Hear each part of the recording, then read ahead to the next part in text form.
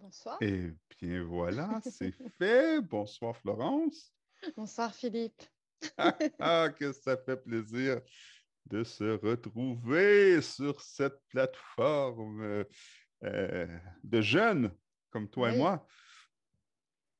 cette plateforme moderne, nous sommes déjà une dizaine. Comme je disais, c'est un plébiscite. Écoute, écoute, c'est déjà le double de nos attentes pour cette On est première. déjà, c'est bon, on peut se déconnecter, on est déjà vainqueur.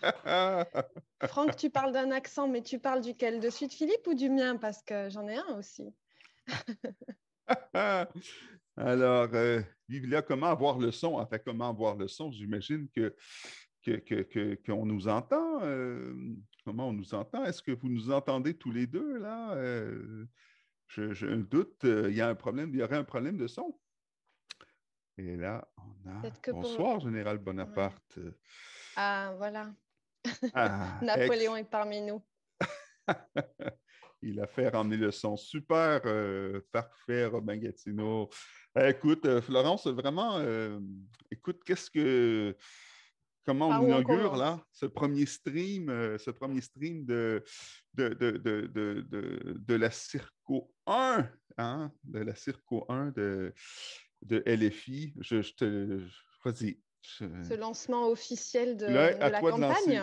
à toi de lancer Il fallait officiellement. bien qu'on la lance un jour, mais on est très content que vous soyez là, très content d'avoir trouvé ce moyen très moderne de communiquer tous ensemble.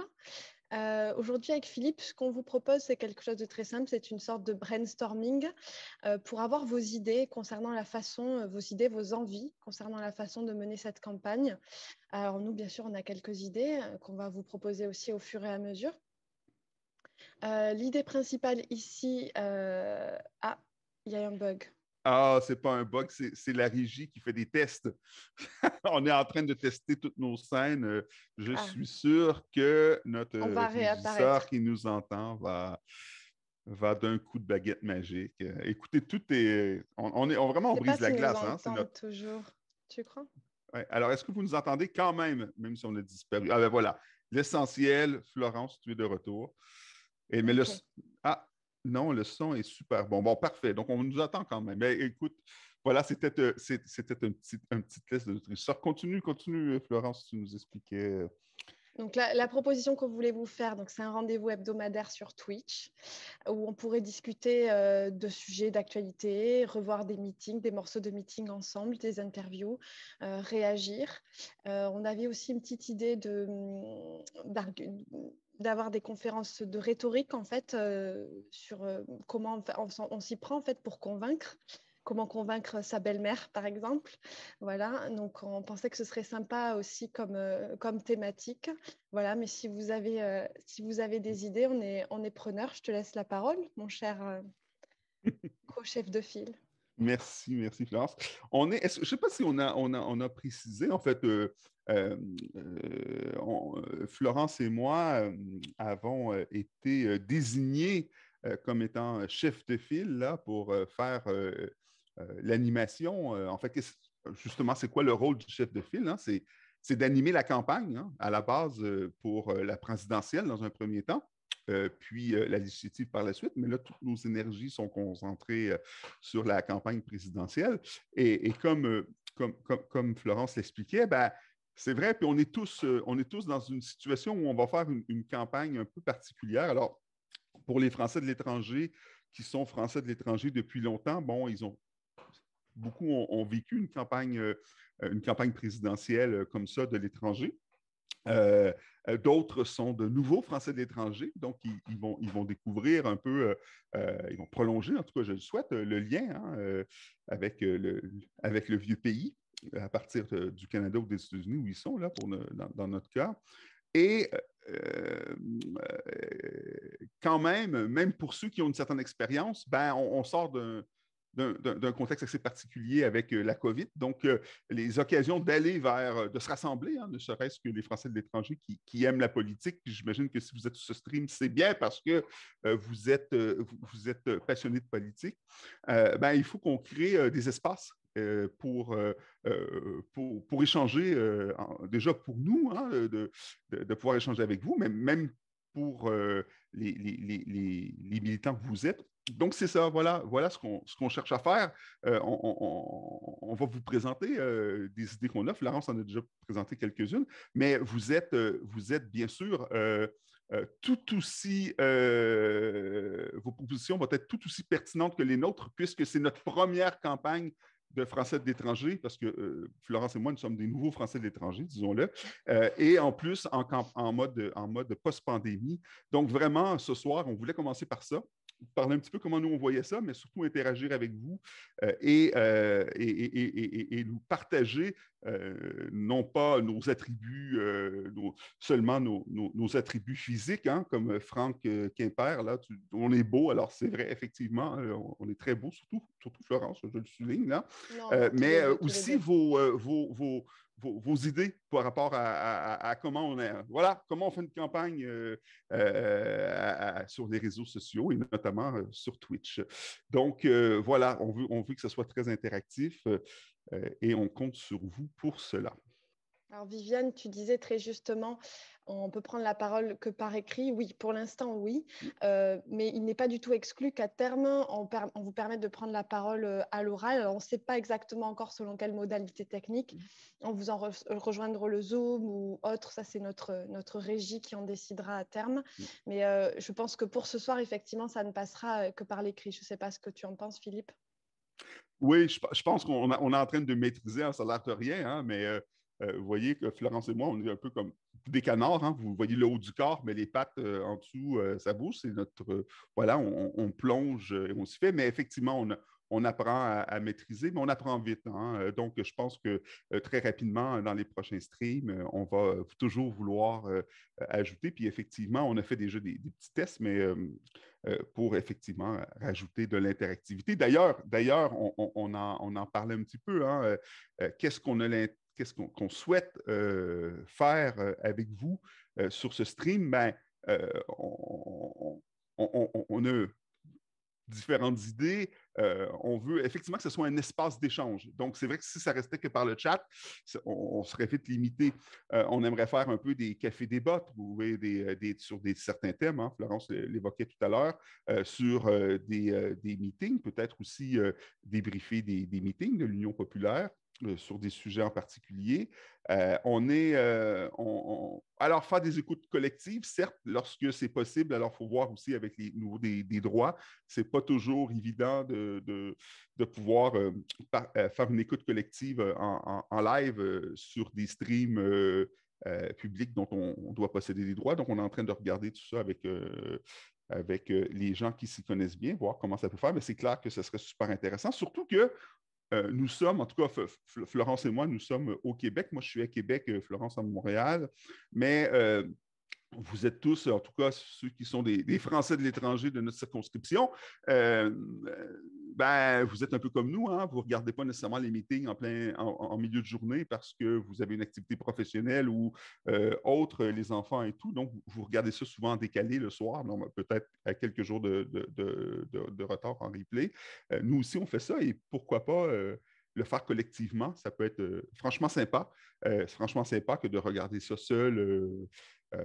Voilà, de pouvoir le regarder en groupe, ça, c'est quelque chose qu'on a l'intention de faire qui risque d'être très sympathique.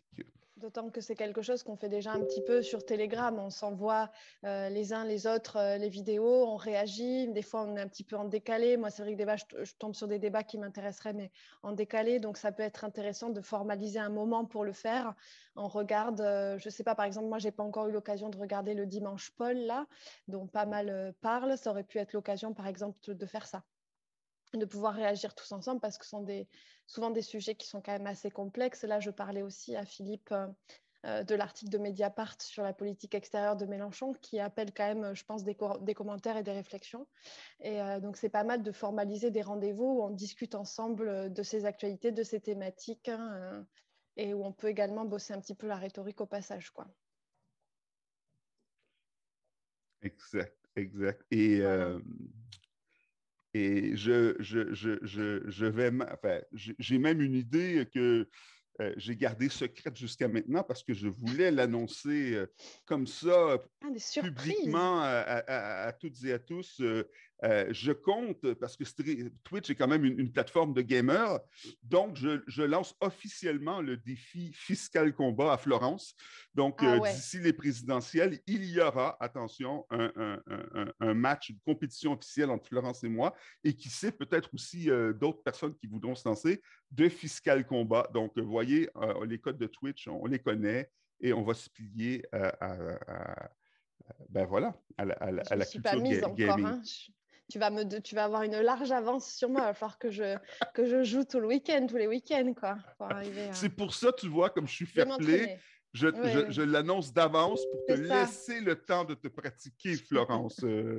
Donc, tu vois, comme quoi, je suis bon joueur.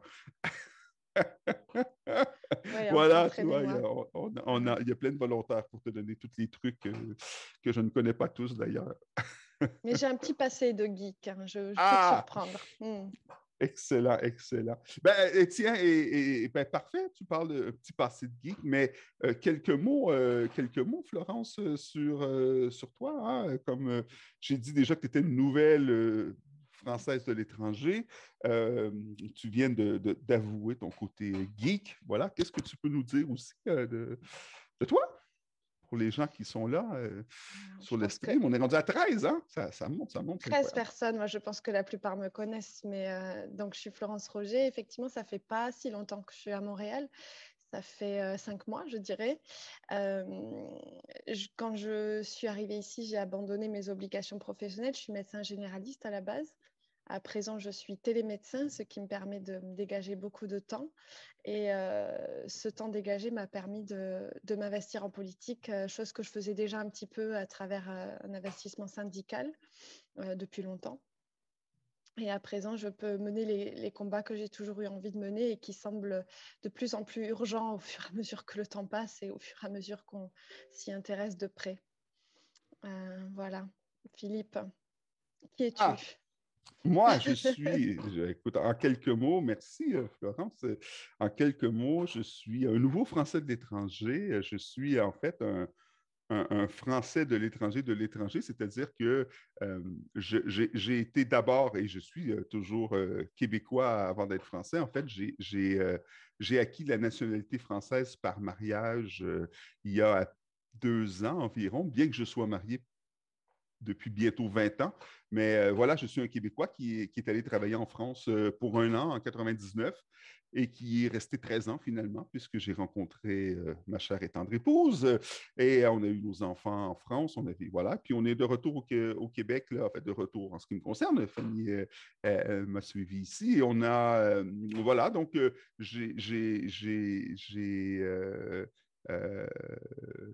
comment je pourrais dire, souhaiter acquérir cette citoyenneté pour justement pouvoir, voilà, Jean-Luc Mélenchon a une formule que j'aime beaucoup, hein, puis vous comprendrez pourquoi, il parle de faire France de tout bois. Ben voilà, je suis un exemple qu'on peut faire France de tout bois et je suis impliqué politiquement beaucoup depuis que je suis allé en France, hein, parce que les Français sont vraiment passionnés de politique. Donc, j'ai vraiment appris à aimer la politique à mes premières années en France. J'ai appris que j'étais de gauche en France, parce que le concept de gauche-droite au Ils t'ont Québec, mis en le tout cas pour moi, c'était chapeau, pas c'est clair. ça, et il est ressorti Euh, mélanchoniste. Tout à fait, exactement. Je suis revenu ici, puis j'ai continué à militer ici au Québec. Et là, tout naturellement, dans la France insoumise, et je suis, comme toi, cette campagne, voilà, comme un sympathisant que je suis, et envie ça permet, enfin, entre autres, hein, il y a plein de moyens de garder le lien avec le pays, mais en tout cas, moi, c'est le meilleur que j'ai trouvé via la politique, puisque ben, on s'entoure de gens qui aiment la politique, et c'est vrai, puis je le dis sans faire offense à mes compatriotes québécois, la politique, c'est souvent un sujet tabou au Québec. Donc, même moi, dans ma famille, on en parle très peu. Voilà, avec cette famille d'insoumis, je me sens comme dans un petit poisson dans l'eau. Voilà. Oui, puis en France, ce n'est pas tabou, mais ce n'est pas pour autant aisé de discuter politique avec la famille et les amis. Et c'est vrai que je me souviens très bien avoir eu pas mal de débats assez cuisants sur le féminisme, sur l'écologie, et en avoir discuté avec mon père en lui parlant de quelques débats que j'avais eu avec des amis qui s'étaient très mal terminés.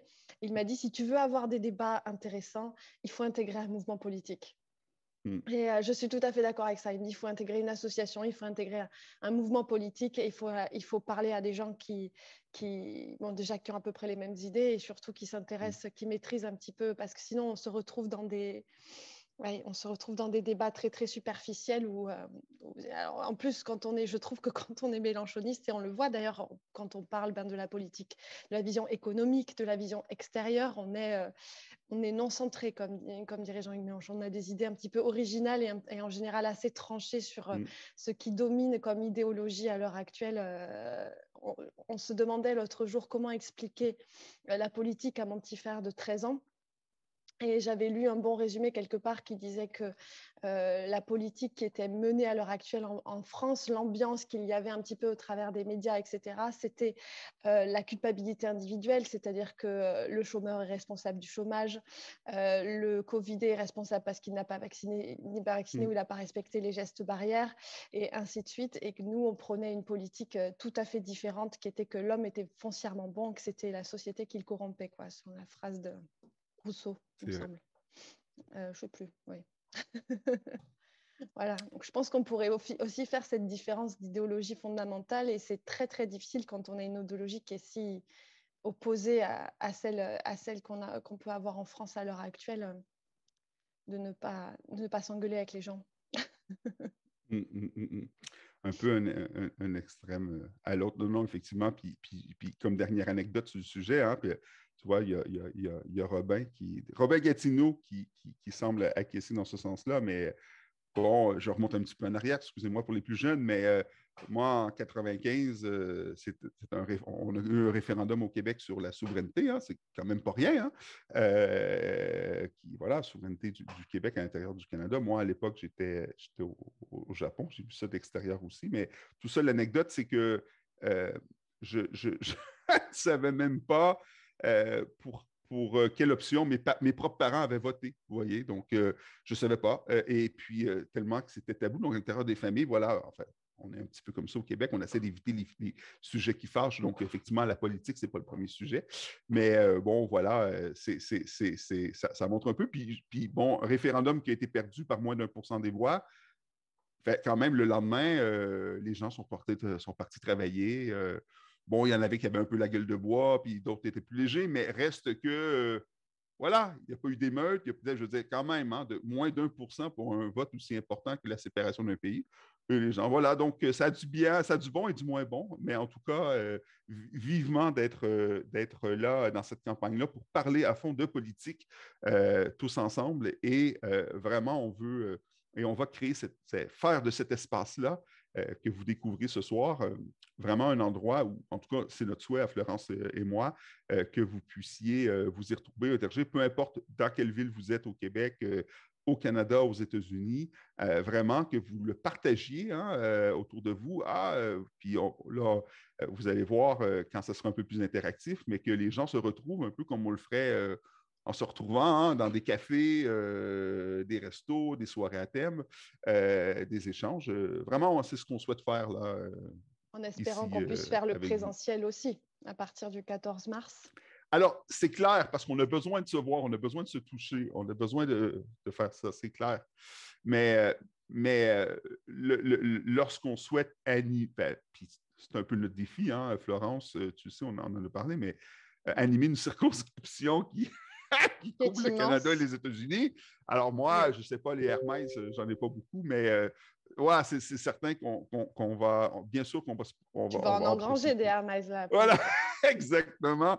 Mais ça va être quand même assez compliqué. Oui. Mais oui, à Québec, à Montréal, à Ottawa, là où même à New York, là où on peut se retrouver, on va certainement, puis j'espère qu'on va avoir la chance de rencontrer un maximum de personnes, ceux qui vont là. Franck, je pense que Robin Gatineau doit être à Gatineau. Donc, écoute, c'est techniquement tout à fait envisageable, mais oui, ce serait quand même magnifique si on pouvait créer des espaces où on peut échanger comme ça, vraiment au-delà des frontières, Florence.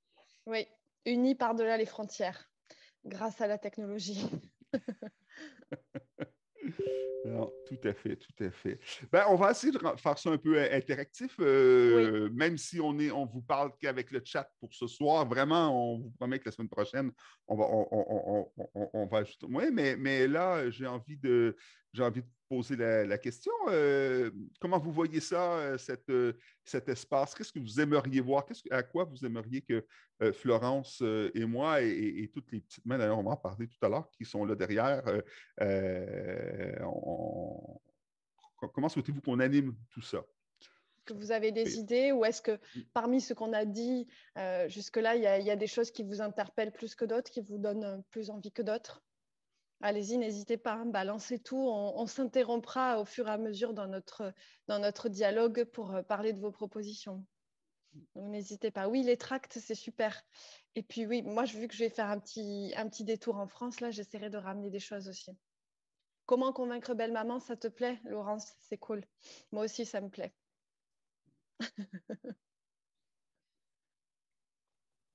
Et tu disais l'autre jour, Laurence, que j'ai beaucoup aimé cette phrase. J'y pense, je pense à ma propre, pas belle-maman, mais ma propre mère, qui refuse un petit peu d'entendre parler de la politique. On en parlait avec Philippe. On a réussi à se faire un resto avec Philippe. C'était cool. Et qui disait tous pourris. Donc, du coup, c'est une excuse un petit peu pour ne pas s'investir en politique. Et Laurence disait très justement, si tu ne t'occupes pas de la politique, elle va s'occuper de toi. Et c'est la vérité, hein, j'ai trouvé ça très bien.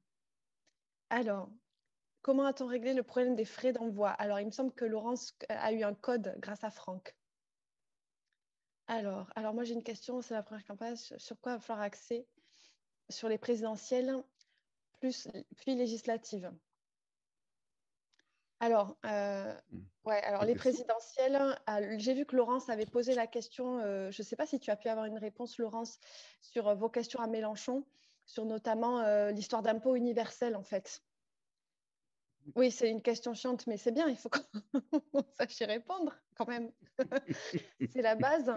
Donc, a priori, si j'ai bien compris, ça ne s'appliquerait qu'aux plus hauts revenus. Philippe, je ne sais pas si tu as eu un retour là-dessus et surtout, en fait, à l'évasion fiscale. Donc, en fait, ça ne toucherait pas les revenus moyens et en tout cas la plupart de nos électeurs. Donc, par contre, c'est effectivement un argumentaire qu'il faut qu'on étaye et qu'il soit assez solide. Il y a aussi pas mal, on a affaire à un électorat, selon moi, hein, qui est un électorat assez aisé, assez jeune, avec des considérations écologiques très importantes, et que ce soit pour les présidentielles ou ensuite pour les législatives, vu que le candidat sortant a voté des choses qui sont assez délétères sur le plan écologique, notamment l'exportation de pesticides. Là où de pesticides interdits, je crois en France ou en Europe, il a autorisé leur fabrication en France et leur exportation. Donc, je pense que l'écologie, ça va être un point très, très important de notre campagne. Et puis, moi, c'est quelque chose qui me tient vraiment à cœur. Et ensuite, au point de vue des revendications égalitaires, du féminisme, etc., surtout pour des gens qui ont... on disait avec Philippe tout à l'heure que le Québec était un endroit, une région très féministe. Donc, je pense que les électeurs seront aussi sensibles à ça. Je ne sais pas ce que tu en penses, Philippe. Tout à fait, tout à fait. Mais moi, j'ai envie de, de, de, de donner comme première réponse à la question que tu t'es posée sur... enfin, il y a les sujets, et puis Florence vient d'en évoquer quelques-uns, et pas les moins importants. Mais lorsqu'on fait une campagne, hein, je pense que la personne qui posait la question, c'était sa première campagne à l'étranger. Ben, la première des campagnes pour convaincre, c'est d'amener les gens à s'inscrire, de s'assurer qu'ils sont inscrits et d'aller voter. Je crois, puis vous me corrigez, mais je pense qu'on parle de 90% de taux d'abstention là, des Français de l'étranger, hein, pour plein de bonnes raisons. On est dans une situation enfin, quand même à part, hein, par rapport à nos compatriotes français qui habitent en France. Mais oui, voilà, déjà ça, juste de rappeler à nos amis français de l'étranger que c'est important qu'ils aient voté, même si ils sont actuellement à l'extérieur du pays, puis peu importe leur projet. Hein, certains sont dans un projet d'immigration où pour eux, la France, ça y est, ça fait partie plus du passé, on est dans autre chose. D'autres, non, ils viennent vivre une expérience ici quelques années, ils pensent retourner en France un tour. Mais en tout cas, voilà, d'identifier ces gens, d'aller les rejoindre et de leur dire non, non, il y a des enjeux, c'est important que vous le faites. Ensuite, ben, selon le profil de la personne, je crois que même ceux qui ont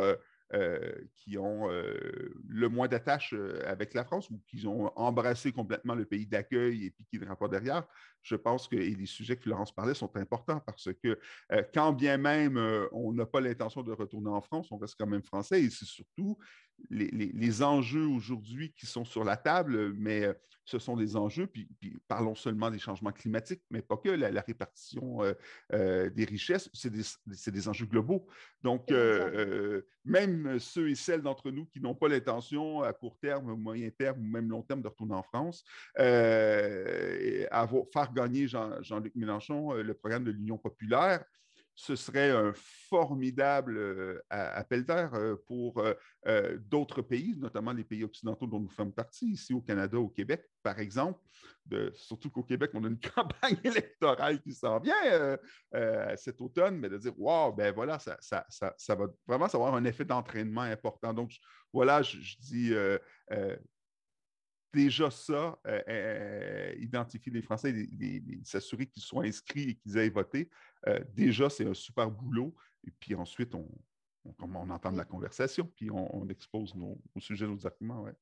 Et figure-toi que justement, je lisais hier, je t'en ai parlé tout à l'heure au téléphone, un bouquin qui parle des techniques de communication, le petit traité de manipulation à l'usage des honnêtes gens, qui est très intéressant, qui est un livre de sociaux qui a été publié dans les années 80-90, je crois, et qui parlait de la technique du pied dans la porte. Et c'est très, très intéressant, je ne sais pas si tu connais. Donc, la technique du pied dans la porte, en gros, alors ça a été prouvé scientifiquement sur des cohortes quand même en général assez grandes, où en gros, donc c'est un petit peu comme la technique d'amorçage, où il est plus facile d'obtenir quelque chose de quelqu'un si on lui a demandé au préalable l'heure, puisqu'en fait, il y a un effet de persévération qui est assez naturel chez l'être humain.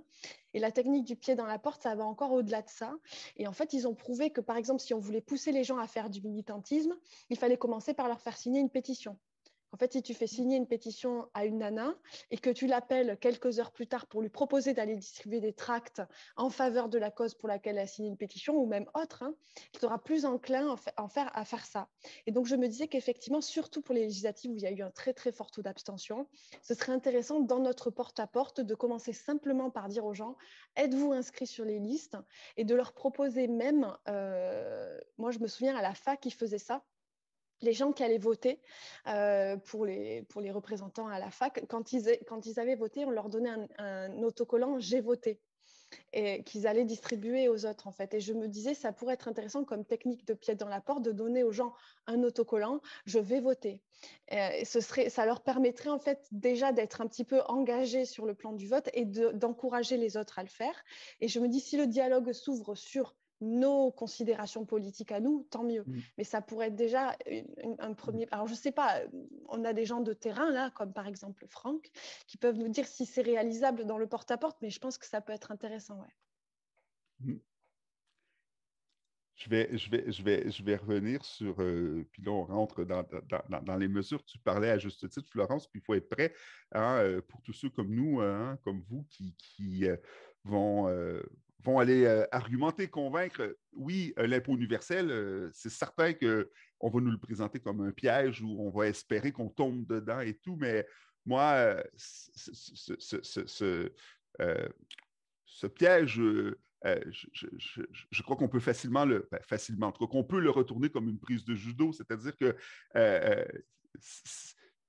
certes, c'est une mesure forte, surtout pour les Français de l'étranger, à laquelle on peut apporter des réponses, puis tu le fais, Florence, tout à l'heure, mais on pourrait rentrer dans le détail, mais si on rentre sur les propositions fiscales du programme de l'Union populaire, eh bien, derrière, il y a des propositions vraiment intéressante pour, quand je dis pour les Français de l'étranger, qui vont dans le sens qui montent la voie. Je pense aux tranches d'impôts. Enfin, je veux dire, vous voyez, à partir de ça, ramener le sujet, répondre à l'option, emmener le sujet et dire oui, mais dans l'Union, quand on parle d'impôts, on ne parle pas que de l'impôt universel, on parle des 14 tranches d'impôts. Enfin, au Québec, au Canada, hein, on sait ce que c'est comme en France, hein, il y a 5 tranches. En fait, si vous êtes Français de l'étranger, ceux qui sont nouveaux, ils vont le voir bientôt, c'est les impôts, ils vont faire leur premier rapport. Mais voilà, fait une meilleure répartition des richesses avec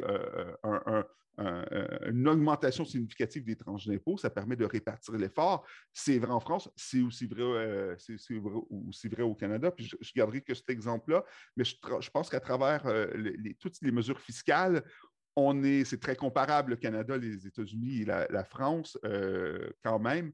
Il y a beaucoup des idées du programme qui vont sonner des cloches en tout cas, pour les Canadiens qui ont déjà fait au moins, les Français de l'étranger au Canada qui ont déjà fait un rapport d'impôt. On a une prise là. Exactement. Puis, comme tu dis, il ne faut pas non plus oublier que les Français de l'étranger, ce sont des Français avant tout qui ont certaines fois des raisons d'avoir immigré. Moi, je t'avais dit, j'avais discuté avec pas mal de gens, pas 150, hein, mais avec une bonne dizaine de personnes. La plupart des gens me répondent qu'en fait, ils sont restés au Québec parce que les conditions de travail sont beaucoup plus agréables qu'en France.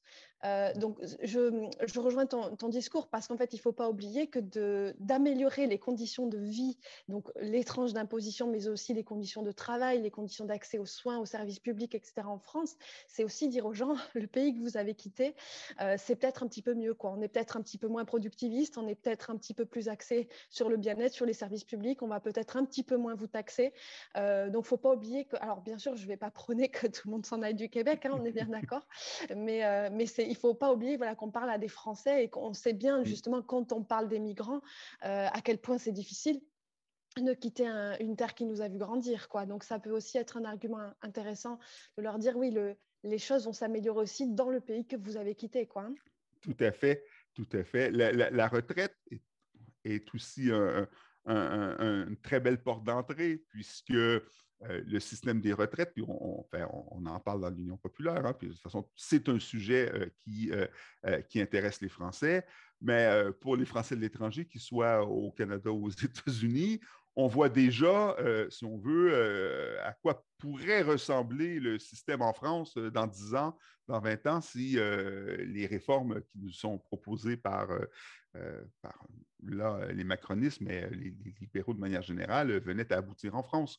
On aurait effectivement, comme ici, en fait, vous savez, hein, là, des choses que, comme Français de l'étranger, on regarde un petit peu ici la retraite, on se rend vite compte que c'est la retraite par répartition. Voilà, elle ne fait pas vivre. Hein, donc, on se met tous à faire ce que la réforme des retraites proposée par Macronis voulait faire, créer un peu les REER. Hein, les REER, c'est exactement ce qu'ils voulaient mettre en place, de dire, ben, voilà, comme la retraite par répartition ne va pas tout à fait t'aider à vivre, ben, tu vas aller mettre de l'argent toi-même et puis, on va te faire des allègements d'impôts et donc, finalement, la classe moyenne ou les plus pauvres se mettent à payer directement pour ceux qui ont les moyens de toucher ce genre de système. Bref, ils sont dedans ici, ils le voient. Donc, voilà, ça peut être une belle prise pour convaincre des Français d'étrangers de dire, mais attendez, hein, si ça vous plaît ce que vous voyez ici, voilà, faites rien, puis il y a des chances que ça arrive comme ça un jour en France. Si ça vous émeut, comme je pense que ça peut émouvoir beaucoup de gens, ah tiens, ouais, peut-être que même si, même si on est au Canada, on peut peut-être aller faire une petite assurance vie, hein, voter pour la retraite à 60 ans et la protection d'une retraite digne avec un programme comme l'Union populaire. Comme ça, si je reviens en France à moyen à court terme, voilà, j'aurais pas de mauvaise surprise. Oui, effectivement, comme disent Laurence et Bonaparte, c'est pas mal de faire parce qu'effectivement, de toute façon, on a affaire à des atlantistes, donc c'est pas mal de prendre effectivement, ils tendent vers des systèmes qui vont de plus en plus ressembler au système nord-américain, donc c'est pas mal effectivement d'en pointer les faiblesses pour dire si on continue à laisser faire, c'est ce qui va se passer. Donc effectivement, ça peut être vraiment une bonne argumentation, quoi. Ouais. dans l'émission là, Face aux Français. Je pense que c'est dans cette émission-là où Jean-Luc, il prenait un exemple où, enfin, je ne sais pas si c'est là, peu importe, mais vous l'avez certainement déjà entendu, où il renvoie, il renvoie à ceux qui ont dit ah, mais les gens, on vit plus longtemps, on peut travailler plus longtemps. Et j'adore Jean-Luc, il dit ouais, mais voulez-vous vraiment être servi dans des restaurants par des personnes de 65 ans il prend l'exemple des pilotes d'avion. Bon, voilà, mais en fait, franchement, pour quiconque est au Québec depuis quelque temps, voilà, on voit ce que c'est. Hein? Beaucoup de retraités qu'on ne peut pas vraiment appeler de retraités. Alors, tant mieux ceux qui travaillent parce que ça les occupe, c'est bien, puis l'activité, mais attendez, quand on va dans des Walmart ou dans des choses, je veux dire, on voit là des gens qui, malheureusement, je pense, hein, s'ils pouvaient arrêter, s'ils avaient les moyens d'arrêter, d'avoir une retraite digne, ils ne seraient peut-être pas en train de travailler là, ils seraient peut-être à travailler dans un organisme, faire du bénévolat, s'occuper voilà, des petits-enfants, etc. Donc, ça aussi, ça fait... enfin, moi, j'ai beaucoup d'amis français qui me partagent ça quand je suis arrivé au Québec. Je dis, ah, quand même, il y a les gens âgés, ils sont actifs longtemps. Oui, ils sont actifs longtemps, mais ce n'est pas toujours par choix. Et voilà à quoi voilà, ce à quoi donne des régimes de retraite Oui. peu généreux. Hein. Et le Figaro l'a même avoué du bout des lèvres, c'est-à-dire qu'ils ont dit qu'on ne saurait pas exactement combien rapporterait le fait de faire travailler les gens 2 ou 3 ans plus longtemps. Par contre, on sait ce que ça va coûter en termes d'invalidité et d'assurance chômage, quoi.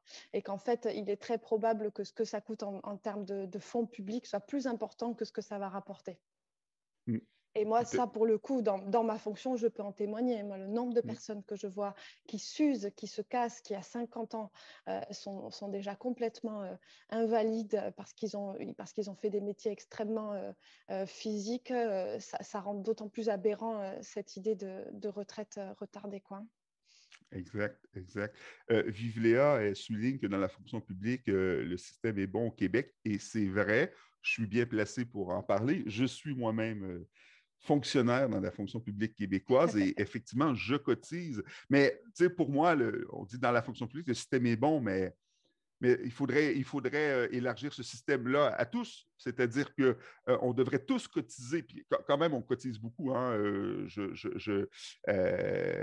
on cotise beaucoup. Mais justement, c'est tout l'intérêt. Et ce système, il est bon. Il ne devrait pas être réservé aux fonctionnaires. Ça devrait être un régime de public de retraite par répartition. Et écoutez, je vais continuer un petit peu de faire du chemin là-dessus, puisque c'est justement, comme quoi, hein, c'est justement en suivant les débats à l'Assemblée nationale française sur le programme des retraites, avant qu'il l'abandonne, là, il y a quoi, ça fait déjà presque bientôt 2 ans. J'ai écouté les arguments et vraiment, hein, je le dis et j'en suis pas gêné, c'est en écoutant, je me souviens plus quel député de la France insoumise, donc justement, qui argumentait, ou c'était en commission, mais il disait, mais c'est là que je me suis rendu compte à quel point le REER était une abomination. En fait, je veux dire, c'est absolument injuste comme système, alors que, voilà, quand moi, je suis dans ce système-là depuis longtemps, je n'avais rien à dire. Écoutez, on a une exonération d'impôts, c'est de l'impôt différé, c'est bien. Mais en fait, j'ai compris que comment je pourrais dire, ce système de REER est très inégalitaire parce que les impôts que je ne paie pas, puisque en cotisant dans mon REER, justement, mes revenus, donc mon impôt est calculé sur les revenus moins mes cotisations, ben, c'est des revenus qui ne vont pas justement qui ne vont pas dans les poches du gouvernement, qui ne sont pas redistribués dans des écoles, dans des services, etc. Donc, finalement, ce sont l'ensemble des Québécois et des Canadiens qui paient pour mes REER. En fait, c'est terrible parce que les services, ce que je ne paie pas grâce à mes REER, ben c'est les autres qui les paient. Par contre, il y a juste moi qui a voilà, mon petit placement REER qui va faire son petit bout de chemin. Et vraiment, ça m'a complètement retourné de voir que ben voilà, c'est depuis que je crois à fond à la retraite par répartition et que, attends, il faut résister les Français. Là. Vous l'avez encore, vous, Alors, s'ils nous ramènent ça encore à la réforme des retraites, il ne faut pas lâcher ça parce que c'est le plus égalitaire des systèmes. Hein. Puis je vais arrêter là-dessus, mais on pourrait aussi parler de la fragilité des retraites par capitalisation. Hein, parce que moi, mes REER, ils sont là, ils sont placés, mais rien ne garantit que dans 10 ans, ça va encore avoir une valeur avec voilà, l'économie telle qu'elle est, etc. Donc, alors que la répartition, ben voilà, il y aura toujours la population pour cotiser, hein, on va toujours travailler, peu importe si on ne fait pas les mêmes choses. Bon, bref, voilà, je ferme la parenthèse, mais vous voyez, il y a moyen de, justement, enfin, lorsqu'on compare, et puis c'est bien avec les Français de l'étranger, sur des mesures en particulier, on peut prendre appui sur ce que ces Français-là vivent ici au Québec, aux États-Unis, et ça fait des conversations très intéressantes. Et ça peut emmener les gens à dire, ouais, effectivement, peut-être que c'est bien, je suis là, je m'intègre dans mon système que je vis, mais quand même, peut-être que dans le vieux pays, on devrait peut-être garder ce qu'on a et qui marche bien. Hein. Et oui, et pour ça, il faut voter Jean-Luc Mélenchon et le programme de l'Union populaire, Franck Quimper. Tu as bien raison. Et en plus, ouais, Uncle Kerb, c'est vrai que quand tu places des REER, non, mais tout à fait, c'est un système qui s'alimente, mais voilà, les profits de BlackRock, bien sûr, ceux qui sont là et qui font les plus puissants lobbyistes pour justement mettre la retraite à point et tout, c'est clairement pour aller chercher, justement, comme on le fait maintenant au Québec hein, et ailleurs au Canada, c'est pour aller chercher des investissements, pour les mettre dans des fonds d'investissement et voilà, voilà, ça profite, hein, c'est certain. Hein. C'est ça. C'est certain. Ah, on pourrait avoir un débat. On pourrait faire un café-débat spécialement sur les mesures du programme qui touchent à la fiscalité. Florence, qu'est-ce que tu en penses? Ah oui, alors, hein. Ce n'est pas mon domaine de prédilection, mais justement, il faut que je bosse. Donc, ça me va très bien, oui. Eh bien, tu vois, justement, l'idée, parce que, attends, je pense que ce soit sur ce sujet-là ou sur d'autres, on va aussi, et on a l'intention d'avoir des invités dans nos prochaines émissions. C'est-à-dire que nous sommes, Florence et moi, des militants passionnés comme vous, mais bien sûr, on n'exclut pas de se faire accompagner puis d'inviter des gens qui, eux, ont justement une connaissance pointue de certains sujets ou en tout cas qui peuvent nous faire grandir. Et c'est clair qu'on va aller chercher des gens qui peuvent venir nous rejoindre là, à nos émissions hebdomadaires pour en faire profiter le plus grand nombre. Pour enrichir le débat, tout à fait, ou au fil de l'eau, des prises de parole au fil de l'eau aussi, en fonction de l'expertise de chacun. Il faut vraiment qu'on travaille ça, quoi. Exact. Qu'on travaille la prise de parole sur Zoom ou sur Discord. Tout à fait, tout à fait. Non, on a vraiment beaucoup de plaisir. C'est vraiment très excitant. Et puis pour les législatives, on est face à un type qui a fait Polytechnique. Rien que ça. Et qui a fait une grande école d'économie, il me semble, en Angleterre. Donc, et puis, on est face à un macroniste, donc il faut qu'on soit solide sur toutes les questions économiques, etc. On parlait l'autre jour avec Franck du duel entre le patron entre Geoffroy Roux de Bézieux et Mélenchon, et je parlais à Franck de la politique de marché public que prône Mélenchon, qui est quand même aussi assez difficile à défendre tellement on est ancré dans une politique de l'offre depuis 30 ans, etc. Et je disais là, il nous faut vraiment des lames très très aiguisées pour savoir de quoi on parle et pour savoir vendre cette politique-là, quoi, comme viable sur le long terme. Est-ce qu'il va se représenter, Viviane? C'est une très bonne question. Ce serait bien que non. Mais figure-toi que je ne sais pas.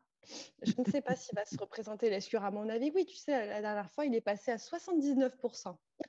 Eh bien, tu sais, Florence, la meilleure façon, enfin, que ce soit lui ou un autre, on va tous les prendre, mais la meilleure façon qu'il ne se représente pas, c'est que les Français élisent Jean-Luc Mélenchon Tout à fait.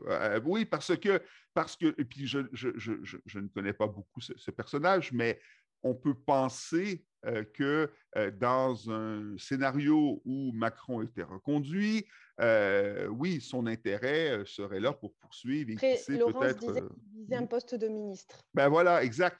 Par contre, de la même manière, si Macron devait être battu, je ne pense pas, mais encore une fois, je ne connais pas tellement le personnage, mais c'est un préjugé, je le reconnais, mais peut-être qu'il n'a pas tellement envie d'aller sur les bancs de l'opposition.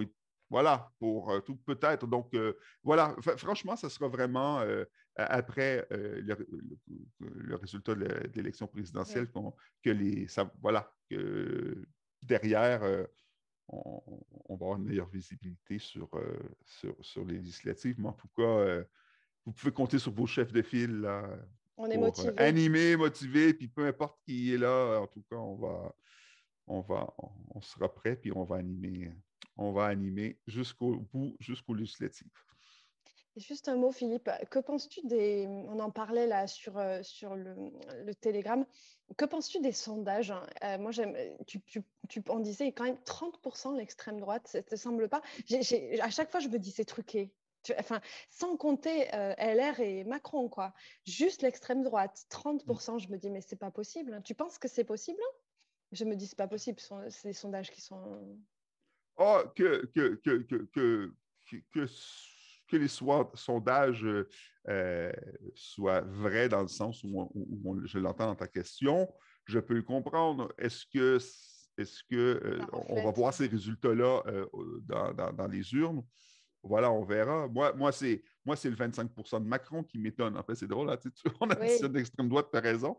Mais tu sais, je sais pas, moi, c'est quand je vois variablement 25% Macron, je me dis, mais quand même, voilà. Mais bon, fait, plus on va s'approcher, hein, puis je pense que la plupart d'entre vous connaissez la dynamique de Jean-Luc Mélenchon aux deux dernières présidentielles, mais notamment en 2017. C'est vrai que plus on s'approche et plus les gens réfléchissent plus en tant que sondage, mais en tant que programme, puis même dans les réponses qu'ils peuvent faire au niveau des sondages, c'est une chose de dire, voilà, exprimer un ras-le-bol.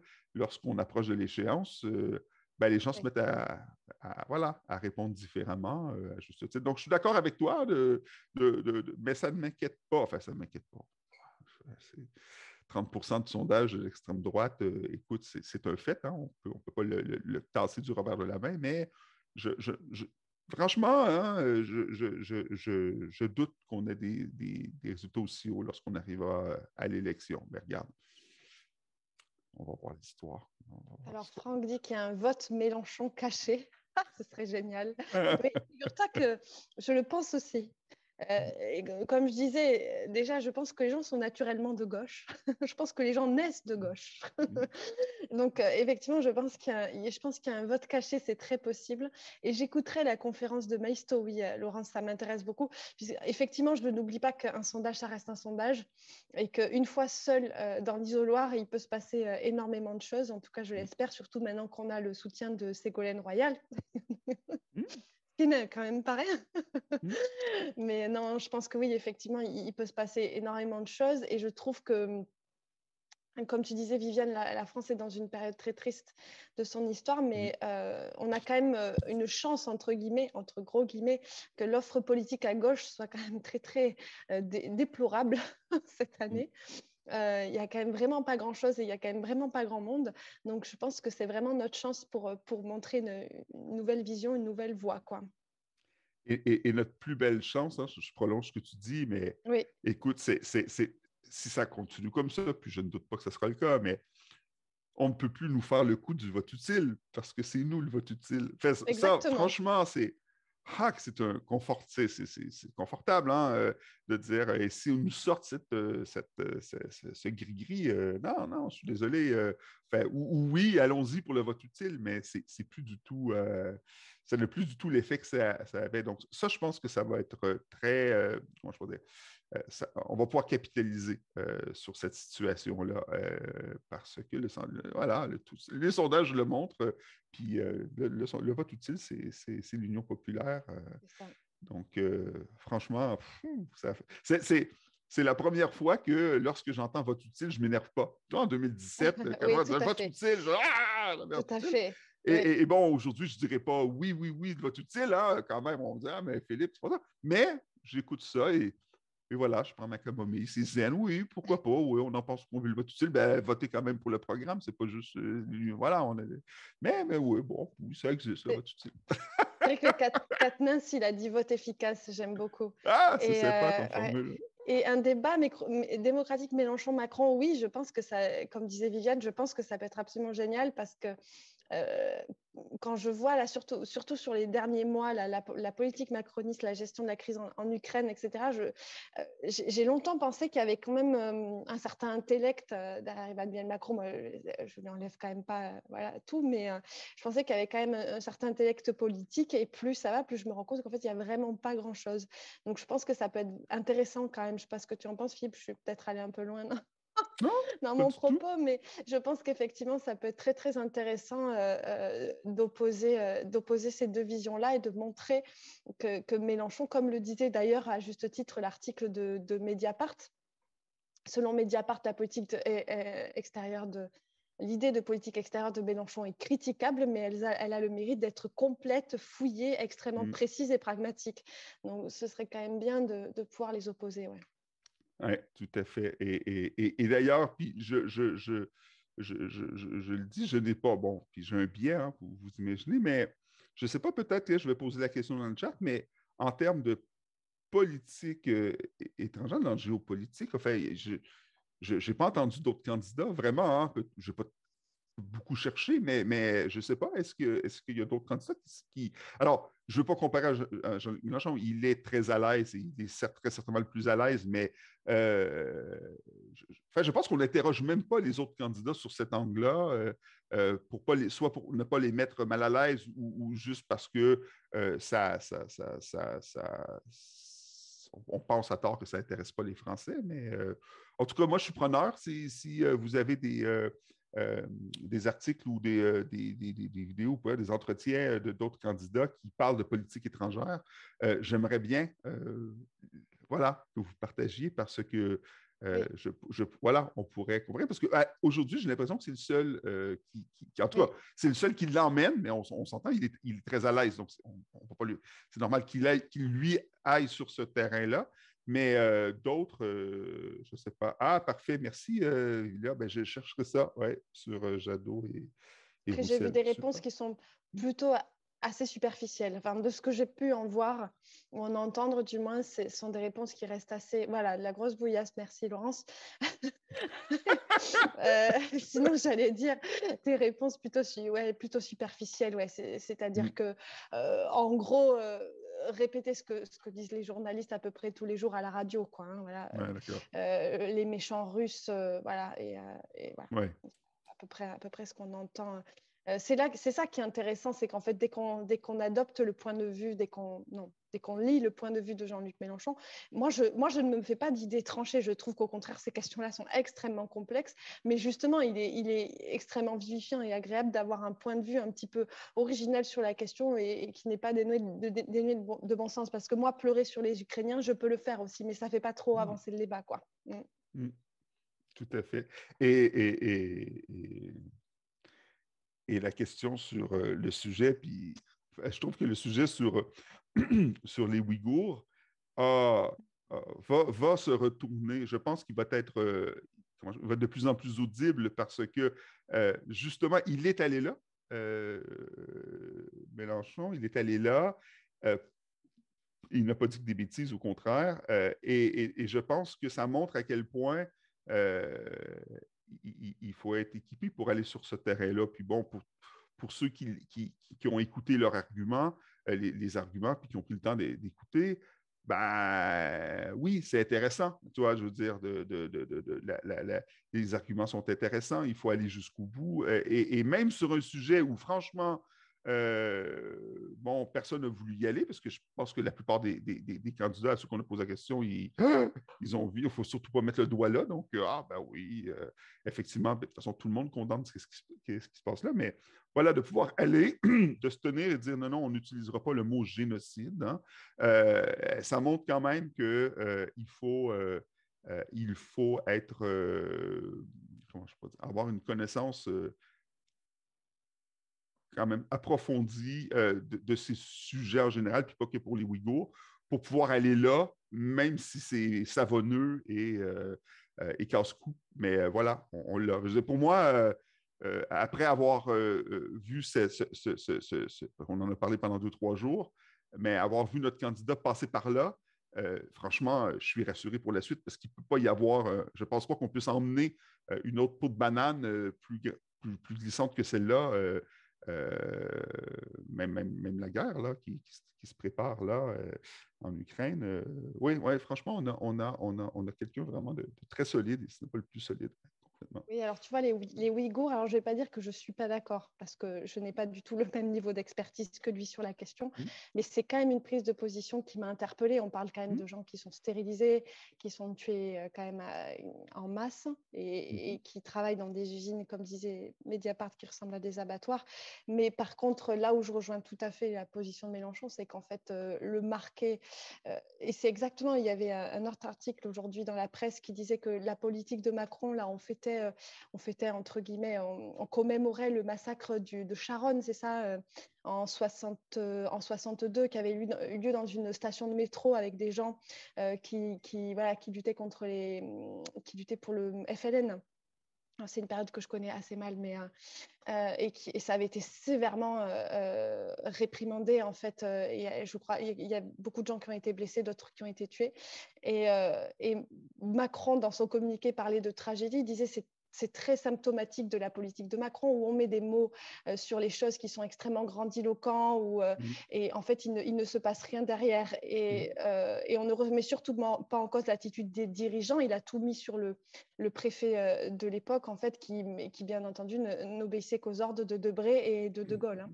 Donc, voilà, mais on ne remet jamais en cause l'État dans ces cas-là.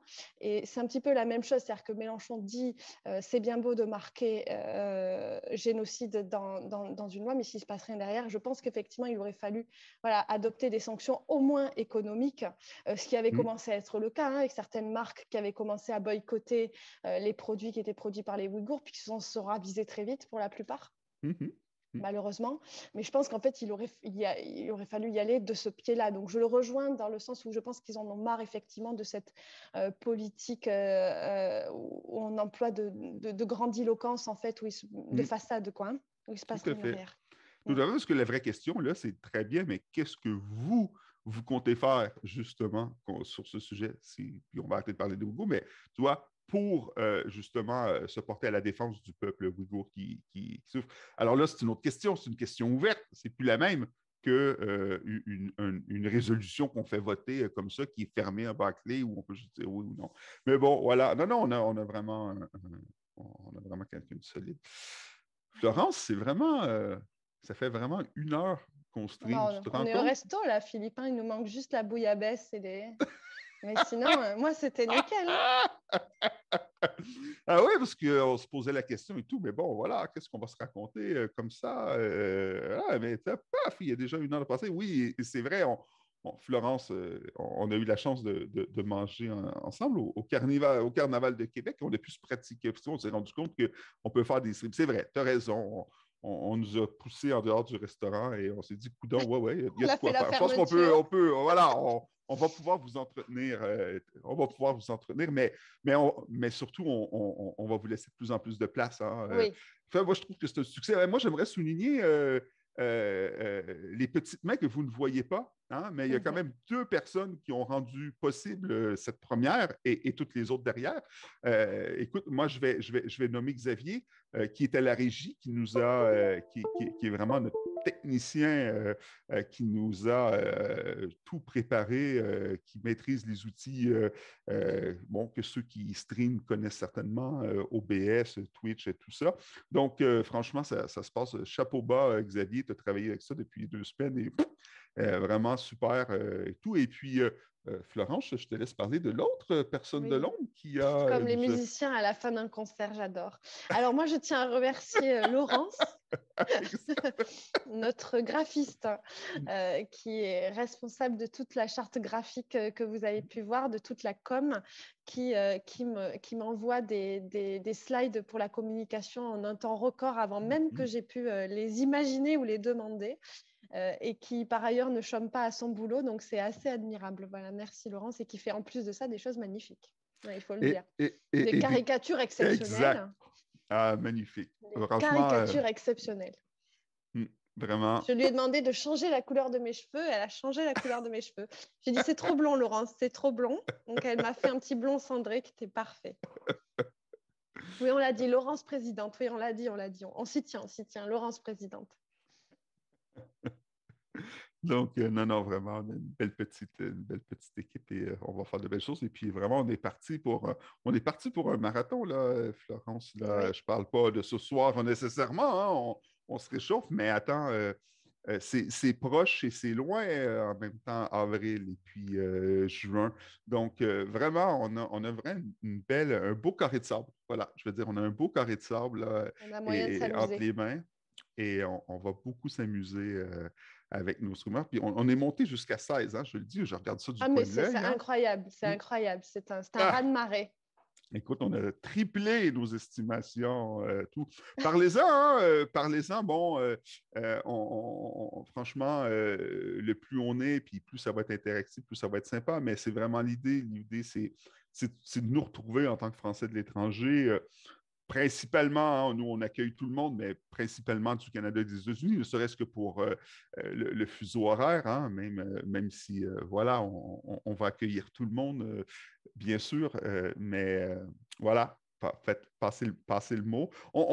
C'est vrai qu'on n'a même pas encore arrêté, ou peut-être qu'on l'a fait, Florence, on dit à toutes les semaines, on ne se privera pas d'en ajouter, mais en tout cas, on s'est dit au moins une fois par semaine. Est-ce que ça sera toujours le lundi soir? Bon, on verra. Alors, on verra, ouais. La semaine prochaine, il va falloir qu'on fasse différemment parce que je serai en France. Mais sinon, après, je rentre et je suis là. Bon, parfait. Oublie pas de te pratiquer à Fiscal Combat dans l'avion. Oui, Mm. j'ai un geek à la maison qui va m'entraîner. Excellent, excellent. Et non, on va déjà travailler sur les prochaines surprises qu'on a pour vous. Préviens-moi pour les surprises, Philippe. Oui, pas tout le temps, mais la plupart du temps, je vais le faire. Bon, Bon, excellent. Qu'est-ce qu'on fait? Est-ce on arrête ça là pour ce soir, ça, oui, de petit je pense que chauffe? Ouais, hein? c'est Puis, pas mal, ouais. hein, parce Ouais, que si on monte trop haut tout de suite, parce qu'on va toujours en faire un peu plus. Donc, ouais, voilà. c'est Mais ça. écoutez, 1 heure à 2, merci. c'est bien. Ouais, merci à toutes et à tous qui avaient été là. Et franchement, Merci pour euh, les encouragements sur le chat. ouais. Et vous voyez, hein, on se disait au début, ah oui, là, il n'y a que le chat et tout, mais vous nous avez bien accompagnés. Vous avez même, avec le simple chat, c'était bien interactif déjà. Alors, ça promet vraiment pour la suite. On va se régaler. Bon. À vous les Ben, studios. oui, bonne soirée. À très bientôt. Puis, et puis, au plaisir de vous revoir très, très prochainement. À bientôt. Au revoir, Florence. Au revoir, tout le monde.